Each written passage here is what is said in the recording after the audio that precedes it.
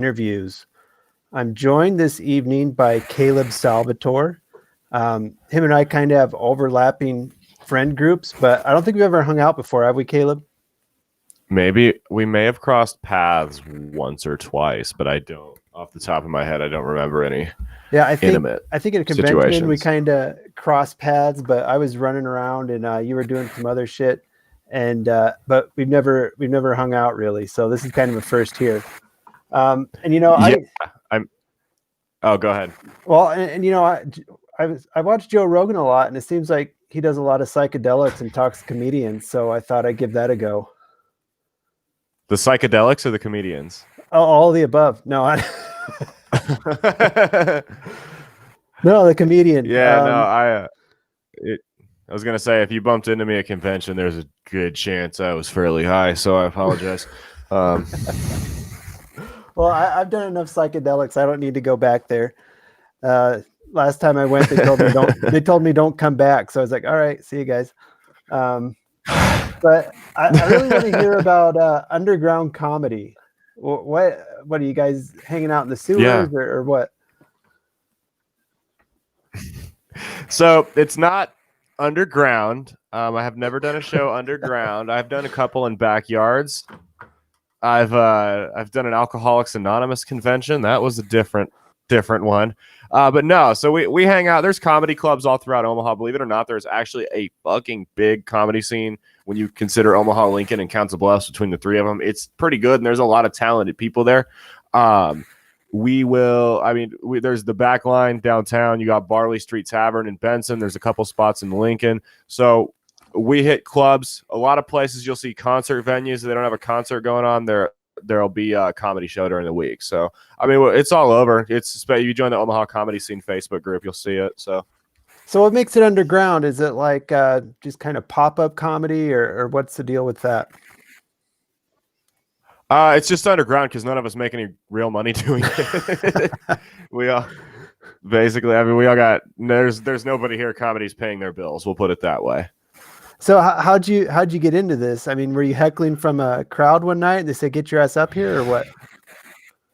No. So Scott Zimmerman, I'm sure you guys, friend of your show, or I'm sure people know of him that are watching. Yeah, there's a lot of Omaha people throwing from our stats. So there is Omaha people watching. Yeah. Yeah. So he was throwing a 4th of July thing. Like it was a libertarian. I'm not affiliated with any party. I am registered libertarian, but I'm not, a big time activist or anything like that. But he was throwing a libertarian 4th of July party, and they were going to have karaoke. And I texted him, I'm like, because I was talking shit to somebody the night before about how I could do stand up, no problem, right?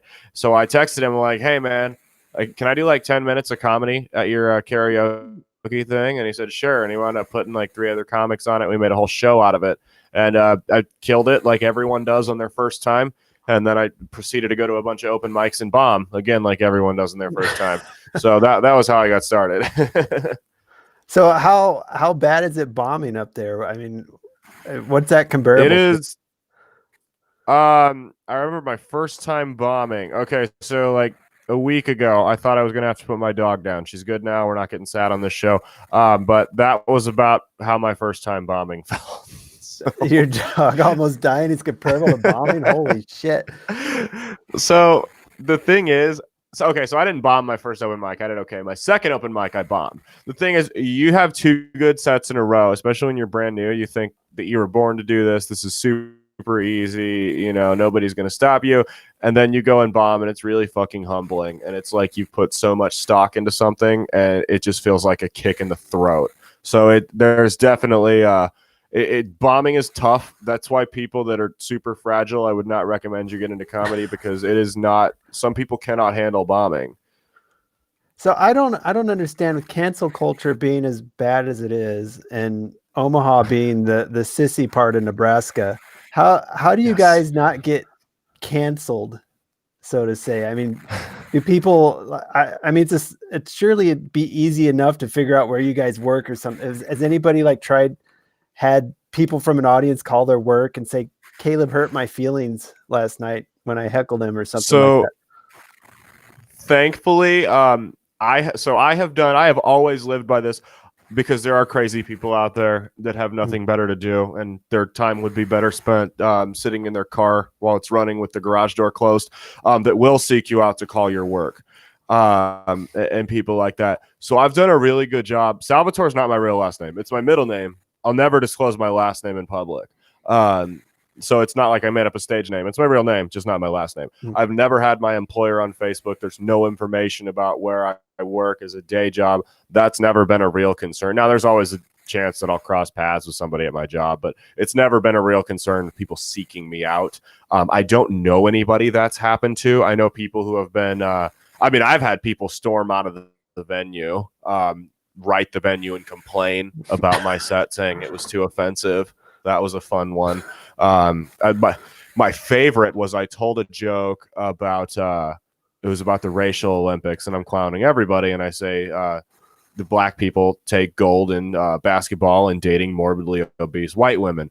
So the morbidly obese white woman in the front row did not enjoy that, but she was trapped between like 5 other people, and she couldn't get up. Too so she fat had to to get sit up. there my entire yeah, basically. I don't know what she was so mad about, because her black boyfriend laughed his fucking ass off. So like I'm So yeah, I'm so kind of surprised that that's not more of an issue with being a comedian, that people don't try and cancel you. You'd think it would be. I'm totally aware with the style of comedy I have, I'm one joke away from being blackballed at all times. But I think but the cool thing is there's a lot of black comedians in Omaha. I'm good friends with a lot of them, and I've had conversations with them, and they're like, just go try it. Like, as long as you're not up there using a hard N word, people don't really care. As far as comedians don't. Now, if it goes up there and it bombs because it was too far and you do it again, then you might have a little bit of a problem. But a lot of people, even people like comedians, I'm not talking audience members, that are super far left, they're accepting, I guess I could say. It's there's not really much you can say that'll get you blackballed unless you're just clearly saying it with malice. Now, does it help that you're political leaning or libertarian, you think, when you approach your comedy?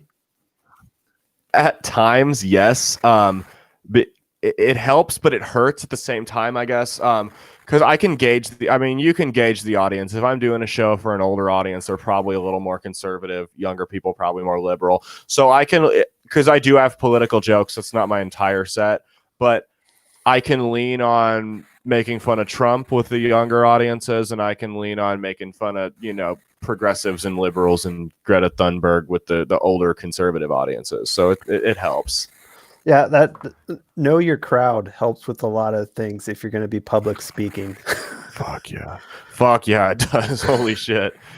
So did you do any Toastmasters or anything before you got up and started doing stand-up, or you just kind of enjoy public speaking? Or I'm still surprised that you just kind of wandered up on stage. Yeah. So I did a podcast before. We have our show, Bread and Circuses. Y'all can go like us there. We should have you plug at the beginning. Go ahead. You can plug everything now if you want. We'll throw it in or at the end. Yeah, Bread and Circuses by Big Bill Media. That's my podcast. We started doing that before I got into stand-up, really hardcore. And that was really, I worked for the Roads to Freedom Foundation for a little bit, making YouTube videos. So that helped because that was scripted. And I was able to, it really helped me with joke writing and punchlines and delivery as far as building my confidence up with that. Public speaking, though, I was terrible at it in high school. Like, I hated my public speaking class. I barely passed it. I have social anxiety really bad. I can get over that on stage. I have no problem going in front. I've performed in front of 250, 300 people before and done fine. But if you ask me to go off stage and talk to one of them one-on-one, that's when I'm going to start to be uncomfortable. So 250 or 300 people, that's a big crowd. And you say nobody makes any money from this. Do you at least get free drinks out of it, or what? Okay, so we make some money off of it. I guess I was underselling that a little bit. So Scott and I will promote shows here in Omaha. On a good night, I can make half my rent in a weekend if I really try. But it's not I mean, I couldn't live off of it. Right. But yeah, so we'll get like drink tickets, and some places I have a show in 2 weeks, they're paying me in free food, so it's like, hey, I don't have to buy dinner that night. So I mean, it's cool. It's fun though. So you mentioned your podcast. Yeah. You guys started that. I think you started that after we had ours going. Are you still doing it? Yeah, we are. Nick Kohler, he's another comedian. Him and myself do it. We actually started that in my grandma's basement because I had no room to do it. And then I moved into a bigger apartment, got a second bedroom and stuff like that. So we're able to carry everything over. I have a whole separate studio room that I'm in right now. It's soundproofed and everything. But yeah, it's we've been doing it for a while. We've talked to. Have you guys talked to Sargon of Akkad yet or no? No. We've had him on there. He's probably our biggest name. We've had Zoltan Isfan. Trying to think. Larry Sharp's been on there. I'm just cool people, interesting people. So people want to find that, just hit it up on Facebook, or what's their best way to find that? Yeah, Facebook, anywhere you find a podcast, it's Bread and Circuses. You'll see a picture of Nick and Nick's bald head and my fucking annoying face with an AR-15 on it. So that's where you can find us. So now people watching this, and maybe they don't want a political is this out of the political spectrum, or what do you guys hit on there? Yeah, I mean, we talk everything. We're not a political podcast because I know like this is like a more libertarian leaning channel that you guys have here. We're not. Obviously, that's where I lean. That's not really. Nick's very centrist. We'll get into debates, but respectful ones, not like shit fest that people see online. We're both super chill guys. We've mastered the art of disagreeing with people without coming off as assholes when we don't want to. I can still come off as an asshole when I want to. Don't get me wrong. But yeah, I mean, it's not political. It's a society and culture. We talk about what's going on in the world. We'll talk about sports sometimes. We'll talk about just life, psychology, conspiracy theories, you name it. So how much crossover is there between podcast material and stand-up material? Or do you ever like say something on your podcast and be like, shit, then make a good joke? Not much, because that's more of a long form conversation podcast. I did have a podcast on Drunk and Disorderly for a while. I had to stop because I just didn't have enough time. It was called Deepish Thoughts. And that was where I'd kind of start to work out stand-up material. It was seriously just me sitting in this room screaming for 45 minutes. And I feel like people were starting to think I was crazy. But no, I just didn't have time to do that anymore with editing and everything. It was too much for me. But yeah, I mean, that was where I worked out my stand-up material. So I guess how did you said you're involved with the Libertarian Party but not an activist or anything, so right, you're kind of outside looking in then, would you say? Or yeah, so locally I know all the people here. I've had a personal one-on-one conversation with Joe Jorgensen, Adam Kokesh, Larry Sharp, all those people like that. I guess a Walmart brand Dave Smith would probably be the best way to put it.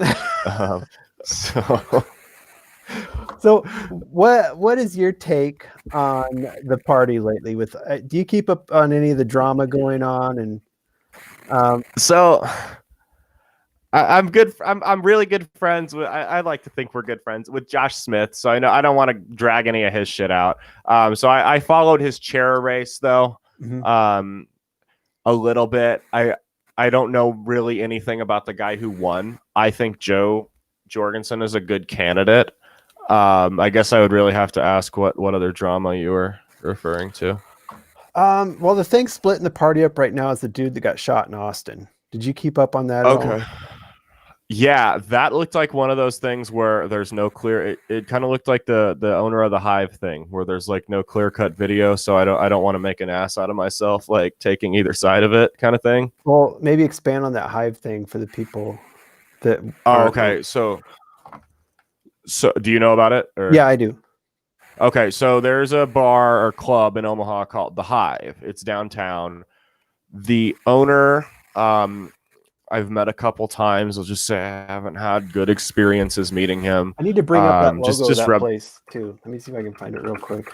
Yeah, that's another one because I know some people that are super close with him, worked with him for a long time, stuff like that. It's their racist allegations are probably true. I got the logo here too. I'll bring it up here. So keep going. I'll throw this up. Yeah. So there were riots here after the George Floyd thing happened. Whose fault the riots were is probably OPD's, but there were some people that were going through, vandalizing stuff, looting downtown.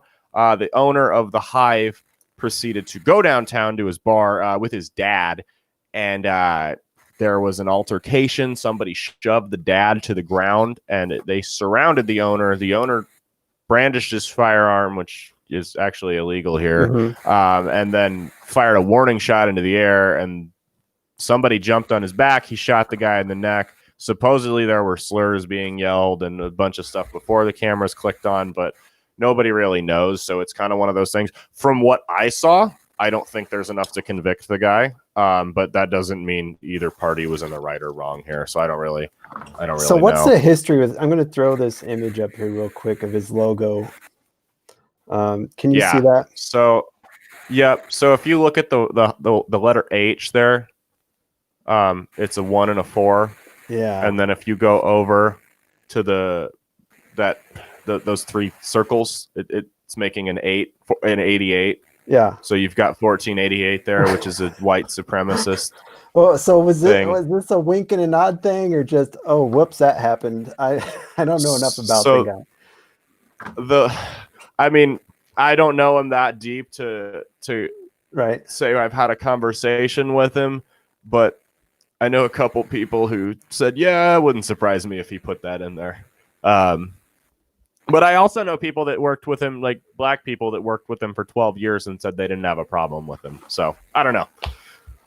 So the Garrett Foster thing, splitting it up. You're just on the, not enough video to. How do you feel?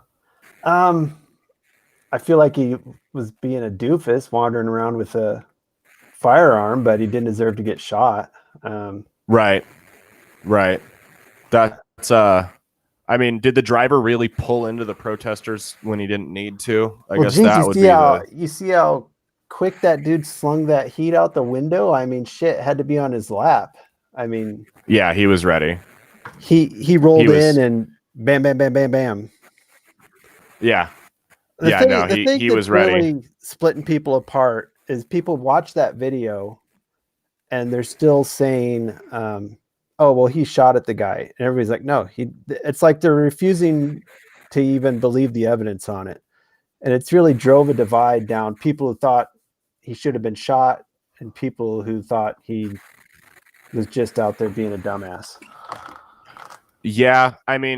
Here's the thing is if you're going to, I carry a gun everywhere I'm allowed to, right? Officially. So if you're going to carry, especially open carry, which I don't do, but if you're going to carry a gun, you have a responsibility, not just to everyone around you, but to yourself to act responsibly. If there's a confrontation, you need to know that a guy approaching someone who's already flustered with an AK-47 is going to spook him. Yeah. So I feel like that, it's like, that's my thing is if you're going to draw your weapon to the point where it's in what a reasonable person could look at and conclude it's, an aggressive stance, you need to be ready to fire it. Like you need to be aware of what you're doing because it's dark outside. Stuff's going by 1,000,000 miles an hour. Fortunately, I've only had to draw my gun like once or twice. But stuff's going by 1,000,000 miles an hour and this guy's legitimately concerned for his safety. Next thing he knows, he sees a dude walking up with an AK-47. I'm not saying either side's right or wrong, but what's he going to think, Right. So. Well, and are they still protesting in Omaha? There was a protest recently. I don't remember what it was over, but they stepped into the highway and like 100 people got arrested. And then today they protested because they protested in favor of a mask mandate, which I thought was really funny that a bunch of people got out together unnecessarily and stood together to protest for a mask mandate. I just thought that was kind of stupid. So when all that was going on in Omaha, was there many, Nebraska is an open carry state. Was there many people open carrying that you saw? Not here. We can't open carry here. It's a felony. Oh, in Omaha, you cannot. Okay. If you go into Ralston or if you cross Harrison Street into Sarpy, you can open carry, but in Omaha, it's a felony. Yep. So, fun fact, that's where it's us in one other town, I think. So. So was that close to where you were at when all that was going on in Omaha? No, thankfully. Downtown, I mean, I live 20 minutes from downtown. I live out in the Oh, okay. suburbs, kind of the Millard area. There was stuff on 72nd Dodge that happened. Also, I mean, my girl was down there at the time that was going on, so I was following the news a little bit that night. She was out with a friend. But fortunately, it was pretty quiet here. I think the closest we saw was like a couple people like holding signs out on the streets. It really wasn't too bad out here. So, And did anything even come of that? I mean, they did all this protesting. What is Omaha even? Have they done any changes or? Gene Stothert appointed cultural diversity director to the board. To me, that just sounds like they're going to spend more money for somebody they're not going to listen to. They got so Gardner, originally the attorney general, decided not to give any charges to the owner of the Hive, and right after that guy got they, off without anything, not even brandishing or. he had an expired CCW permit, which after everything's calmed down, they'll probably get him for like $100 fine, is what I think it is here. But so they actually pushed it to a grand jury though after the protesters showed up at Klein's house. But my issue is unless some new, I mean, like, look, I'm not a fan of the owner of this place, and I can look at that video and tell you he may not be totally innocent, but there's certainly not enough to get a man for murder there. Mm-hmm. My issue is unless new evidence arises, that grand jury is going to say the same thing, and we're going to be right back where we started, and it could possibly get worse. They'll be rioting again, you think? If I could definitely see that, yeah. So when is that? That's grand juries take a long time. That won't be for a while. Yeah, I'm hoping not. I'm hoping after the election because I feel like it's going to be nasty either way that goes. But yeah, it probably not till next year. But you guys on Drunken, I mean, there's been a lot happening. You guys took July off, right? For Drunken Disorderly. So Drunken Disorderly, I'm not I mean I'm affiliated. I don't make any of the major decisions. I kind of just go on and do my thing whenever need be. I know they took it the month off for their podcast. I'm not at liberty to say anything at the moment, but there will be some lineup changes to that in the coming days that people will find out about. So yeah. Yeah, they're kind of adjacent to us, friendly rivalry sort of thing going on. But yeah, no, they're. Go ahead. You used to be on their show quite a bit, though, didn't you? Yeah, I mean, I was basically the guy that would come on when they didn't have a guest, and I would come on and say controversial shit and just rile people up. So, every now and then I'd get some. We don't seem to have a problem with that here. No, they need to get that Facebook warning like we do. Otherwise, they're just bitching out. I think they're trying for it. They're really trying for that Facebook warning. We've gotten hit with the fact check one a couple times. I don't know about you guys. There's actually a way to block the fact checker though. Say that. How does that work?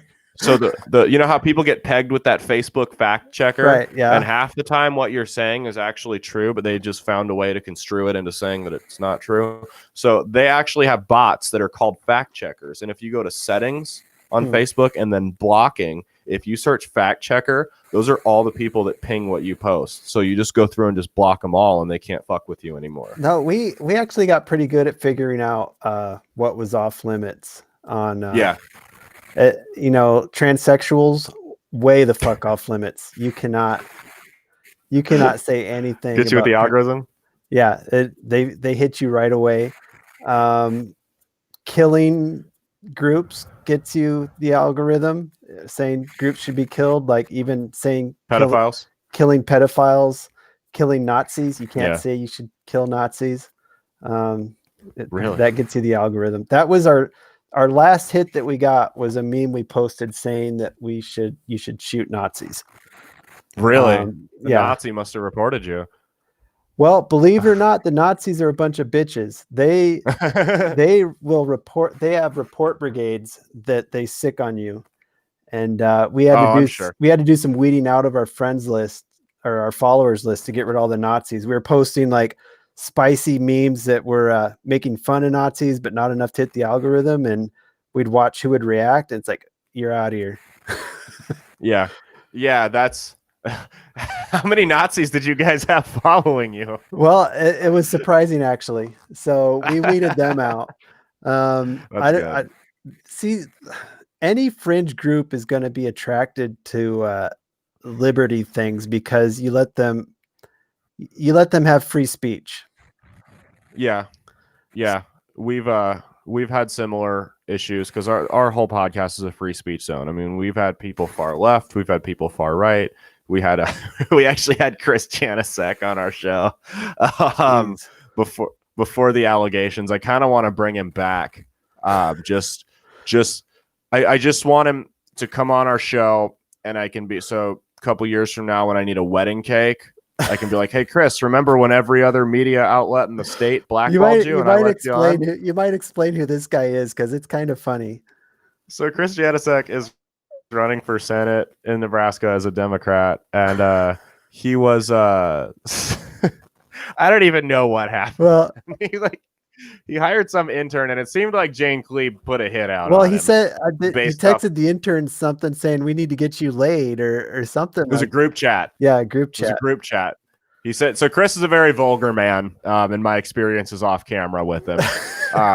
So he texted a group chat where he was like, we need to get so and so laid. She happened to be in the group chat. She wigged out, and he is absolutely refusing to resign because he's won the primary. So he is going to split their vote and cost them the election. Well, they probably weren't going to win anyway, but they stand no chance now. He seemed like I watched that episode. He seemed like an okay guy, and anybody who's vulgar off camera can't be that bad, right?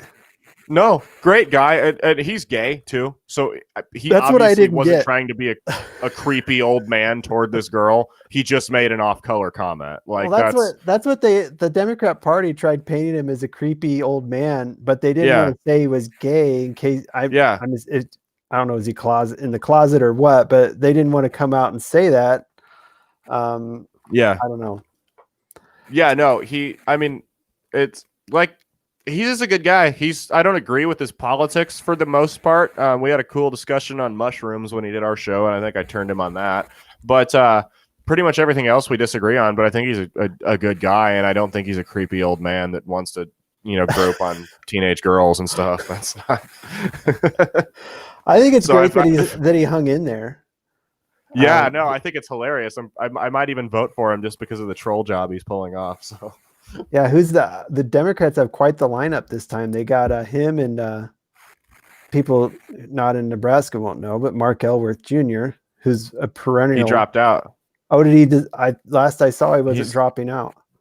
He's going independent, I thought, because she tried to do something. Cleve tried to apparently call the state election office, I believe. Don't quote me on this, but this is the story I heard, that she called the state election office on his behalf trying to drop out because she wanted somebody else, and they were like, no, he has to come in here in person and do that. So I don't know. That's the story I heard, though. Well, and for people not in Nebraska, he's a perennial candidate, runs every time on the legalized marijuana single issue voter thing. Yeah. And people gave the Libertarian Party a bunch of shit. They're like, why is this guy running? All he is a single issue, and they thought he was a doofus, and now he's on the Democrat ballot. Yeah. Have you met him before? I maybe once in passing. The only thing I remember is, when did he run for governor? Was that 16 or 14? Yeah, I think it was 16. Yeah. 16. Yeah, I just remember I was interested in politics, but I didn't have any friends or anything like that. And I remember I was looking into the candidates, and I remember looking at his page, and the biggest, so this is my thing, is I feel like if you're going to do things, you should do them right and be meticulous about little things that are very easy for you to control. For instance, when I looked at his Facebook page, this is your official running for governor Facebook page, and you have misspellings and grammatical errors everywhere. These are super easy. You can't control whether or not they put you in the debates, but you can control whether you write and read on a 4th grade level, right? That was my problem. Well, that was the biggest turnoff for me. And I'm not sure that might be his level. He smoked a lot of weed. So am I, though. I'm functioning. Shit, the amount your lifetime amount is probably, and this isn't an insult to Mark, big ups to him for being able to pull it off, but your lifetime amount is probably his monthly. I mean, That's a valid point. Yeah, fair enough. Fair enough. Shit, that's bad. yeah, it's I can't afford that. I don't know how he affords it. He's anyways, but we try to keep these interviews around half an hour. I think we hit the. I was interested in hearing the comedy thing. Yeah. Pretty cool. Did I that's not going elaborate on. enough? I can What's go that? more into it if you didn't. I can go more into it if you didn't get as much as you wanted. I was recently the subject of a documentary on underground Well, comedy. why did you fucking mention that earlier? Let's get into that. I totally spaced it. They're still trying to. They're finishing the editing and production. I'm in a movie. It's through Wallman Brothers. They're a film company here in Omaha. They're just getting started, but their goal is to kind of turn us into like a smaller Hollywood here in the Midwest. Because there is a super talented group of people in the arts and entertainment industry here in Omaha, and that's their whole thing. And they'll do music videos, they do stuff like that. But a friend of a friend called me up, said, "Hey, these people want to do a documentary on underground comedy," and I was like, I would be more than fucking happy to. So with the first show back from quarantine, we did a documentary. So if you go to Wallman Brothers on Facebook, you'll be able to find that link when they post it, when they have it ready. So they're just covering the whole Omaha underground, all the comedy scene going on and how it's kind of growing. Yeah, they covered. So they did one show. They interviewed about 5 or 6 different comedians, and then they interviewed my dad too, to ask him what it was like to have a son that wants to be a clown. So that had to be scary. Interviewing my dad? Nah, my dad's cool about it. My dad will come to the shows and get hammered and fucking laugh at the jokes Heckle he's heard you? me tell 1,000 times. I fucked your He mom. heckled me once. Yeah, I know, right?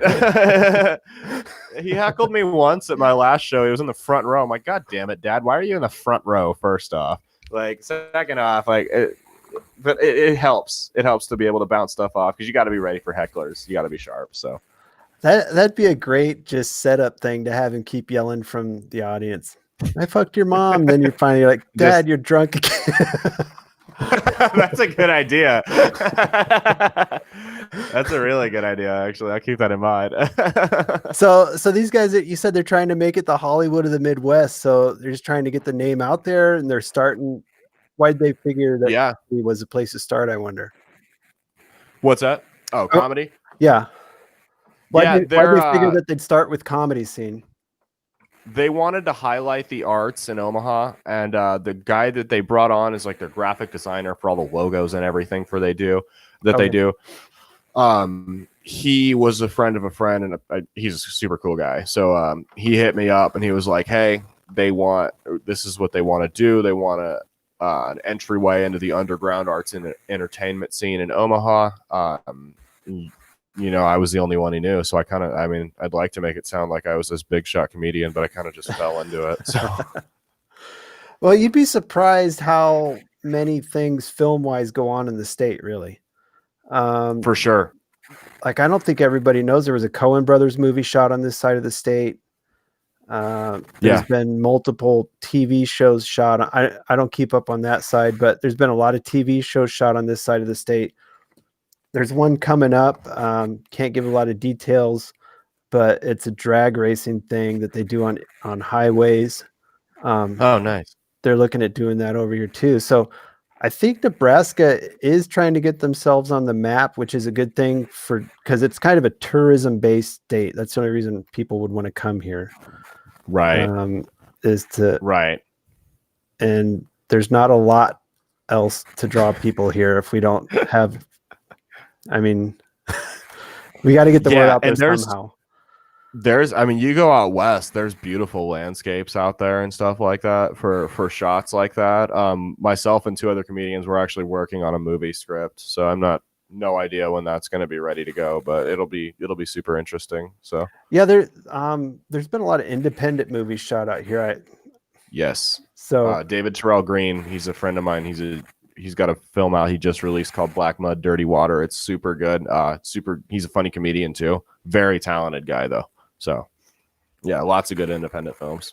well, and with social media anymore, you don't have to have that big budget to get it out there. Right. Yeah. And people might pay a couple bucks to watch it. I mean, yeah, especially in quarantine and they got nothing else to do, it's like, it's exactly it. So is anything, what's going to come from, when's this movie going to get released? I mean, what's going to come from it? I mean, are people this documentary? Yeah. I'm not sure. I can't imagine it'll be much longer. I'm not sure how much more they want to do with it as far as filming and production goes. But he'll shoot me a text. We're gonna have a big premiere night, and everybody that was involved in it and their families are gonna get to come, and it'll be cool. So I've already seen my clip from it. It's super dope. I shared it to Facebook. So cool. Well, hopefully that gets more people out to the clubs too. Definitely hurting right now. If you could make money from doing stand up, would you do it? Absolutely. And I mean, that's the ultimate goal. We've talked about it, just have my girl basically do my booking and agency stuff, and I just go try to make people laugh. That's the ultimate goal right now. Not happening. Nobody is right now because of coronavirus and everything. Yeah, I mean, what the hell do you guys do for an audience if nobody's going out? Fortunately, the last show we did, it wasn't a problem. It was packed. And I remember going on stage being like, this is kind of irresponsible. I'm in danger.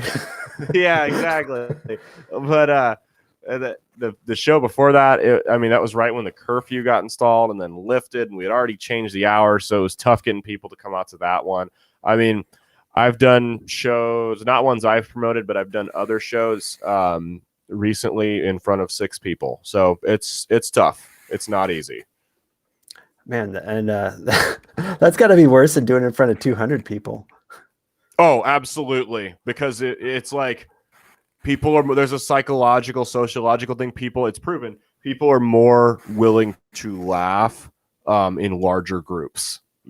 Like how many times if you're watching something at home by yourself, it has to be drop dead funny for you to laugh out loud. But if you're with your friends, you got a couple drinks in you, then you're going to laugh more. I mean, it's a proven thing. So when you've only got 4 or 5 people in the audience, they're not very receptive to your jokes, because there's a thing about laughing. It's like, it's kind of a social anxiety thing. You're a little embarrassed subconsciously to hear yourself laugh out loud and that other people hear you. So. It becomes like a spoken word performance or something, huh? It's like, yeah, it is. And you just got to learn. It's good crowd work. You learn how to engage the audience and make it personal for them. And, So.